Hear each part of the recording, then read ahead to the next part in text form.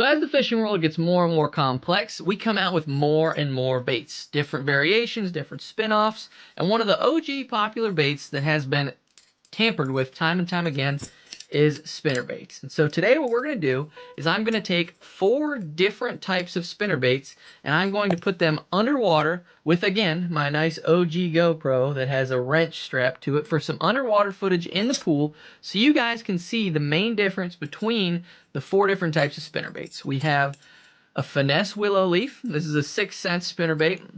Then we have an Indiana Colorado. This is like your true finesse spinnerbait. Then we have a Colorado blade, a big booyah Colorado bladed spinnerbait. And then we have a bigger willow leaf Z-Man spinnerbait. This is one of your go-to shad spawn burn-in. I think this is a 3/4 or a 1/2 ounce. And so those are going to be the 4 that we're going to put under the water so you can see the differences in how they work and what the differences that the blades do for them to catch different types of fish. So stick around. You guys are not going to want to miss this video.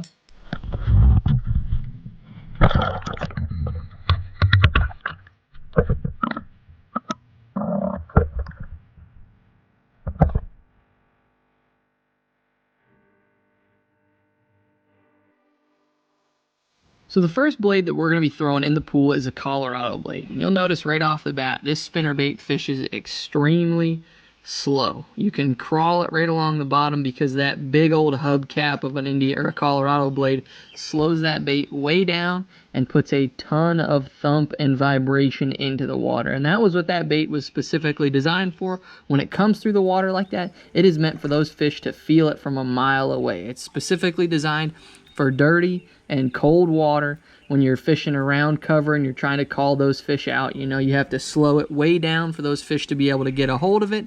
And that's why you typically never see them in any other colors other than like a chartreuse and white or like a black, because that's the only time that they fish those baits is when they're either night fishing or they're fishing dirty water. Sometimes when they want to feel or they want those fish to really pick up on the vibration of that spinnerbait, and any other time those fish would have a hard time finding that spinnerbait, that's when I'm going to break out this spinnerbait right here.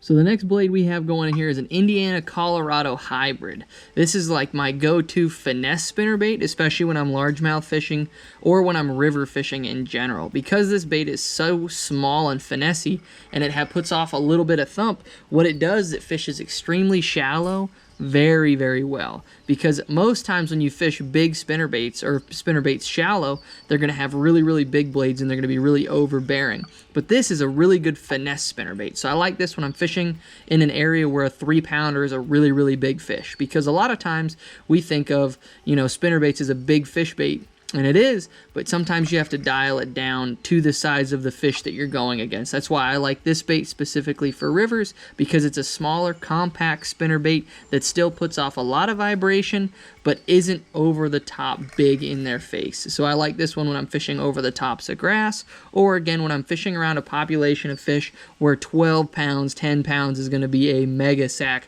for that specific body of water. But this is my favorite finesse spinnerbait.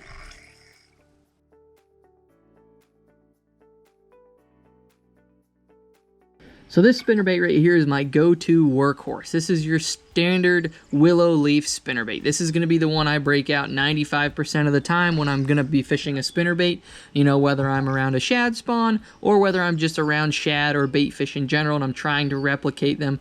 This is my go-to Workhorse. This is a Z-Man sling blades, and it has a really, really big body, but it doesn't have an over-the-top hook. And what the cool thing about this particular spinnerbait is the head design doesn't allow it to roll. And so you can burn this spinnerbait extremely fast and not have it roll over, which is something that I really, really like. But this is just a bigger spinnerbait when I'm around bigger bait fish. This is what I'm going to want to pick up.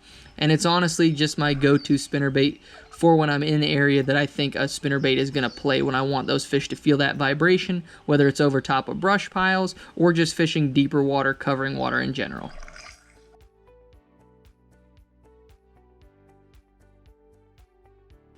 So the last spinnerbait that we're going to talk about today is a finesse double willow spinnerbait. And this is going to be my clear water smallmouth type spinnerbait. It's not over the top. It has a really thin wire which provides a lot of vibration as it comes through the water, but it has smaller compact blades on it which allows you to fish it a lot faster, and those blades don't put off a ton of vibration. So when I'm in an area around smaller bait fish, whether I'm in a river or we're in a lake, that's when I'm going to break out this spinnerbait. It's also going to work extremely well in a river system because it has a traditionally lighter style head on it, so I can fish it up near the surface over top of all of the cover that those fish happen to be around.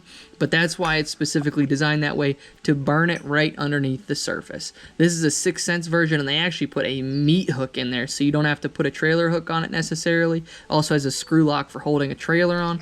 But if I put a trailer on it, it's just going to be a twin tail, a grub or something like that. But this is an incredible spinnerbait for when you're around clear water, finicky fish. Alright, so now that we've seen the underwater footage and we've talked through it a little bit, let's talk about where and when I like to fish the different spinnerbaits that we have here. So we'll start in the same order that we did the underwater footage with. The Colorado blade. This big thumping blade is great for colder water. It's great for cold and dirty water.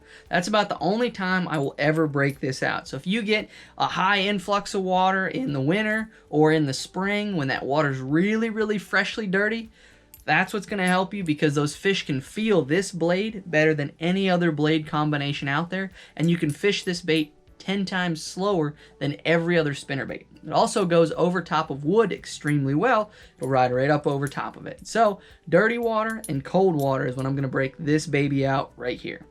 The next one was that Finesse Indiana Colorado style spinnerbait. This one is a great combination for when you have slightly stained water or you're trying to fish a spinnerbait really, really, really shallow. You know, that Indiana blade and that Colorado blade paired with a light weight in the head of that is going to be able to fish it super, super dirt shallow. I love to fish this one around shallow cover because I can really just crawl it around everything. Super awesome bait. Great finesse spinnerbait too. So say you were catching them on this and the water cleaned up a little bit, that's when I go to this bait right here, because I can just sit there and catch them so good on it and move that bait so slow. The next, we have the 2 willow leaf spinnerbaits. So I did 2 for a couple different reasons. The first one is that this is a heavy wire spinnerbait and a heavy spinnerbait at that. So I'll fish this one deep over brush. This is going to be basically your workhorse spinnerbait. I throw this around shad spawns. I throw this around cover. Like if I'm trying to replicate bait fish pretty much every other time of the year, that's going to be the one I go with, that blade combination right there. Now the reason I added this finesse spinnerbait in is because this has really, really thin wire. And so this one's going to be my burner spinnerbait. This is going to be a spinnerbait that I can throw super shallow and burn it, because you get a lot more vibration out of this thinner wire than you do out of that thicker wire. And so when I can't get bit on any other spinnerbaits and I'm trying to burn a spinnerbait for, say, clear water smallmouth, or even largemouth that are chasing shad that I really want a finessey approach to it, that's when I'm going to go with this baby right here. I don't put I'll put like a split tail grub on it or something like that, but this is a great pressure spinnerbait. So when those fish get really tough, say they were eating this one and now all of a sudden they're kind of slowing down a little bit, that's when I'll go to this little baby right here. But these are the spinnerbaits, and those are the times of year and the types of environments that I really like to throw those. Before I close, guys, let's go to that Bible verse that I promised you. We're going to go out of the book of Matthew, because I really enjoy the book of Matthew, and it's been one of my favorite books in the Bible. So let me pull one up real quick. All right, so for this verse, what we're going to do is we're going to talk about Matthew 19:26. And it's one of my favorite Matthew quotes, and it says, Jesus looked at them and said, "With man, this is impossible, but with God, all things are possible." And I try to relate that to my everyday life. If you're trying to do something on your own, if you're trying to do something without, divine intervention, literally it can be impossible. But we know that with God, there is nothing that is impossible. Everything can happen. If you read through the Bible, you see it time and time again about all the different stories and all the different situations that the people find themselves in. If you have God on your side and if God is with you, there is literally nothing that cannot be done if it's within His will. So thank you guys so much for watching. God bless every single one of you guys. If you haven't already, be sure to hit that subscribe button to follow along. But I hope to see you guys in the next video.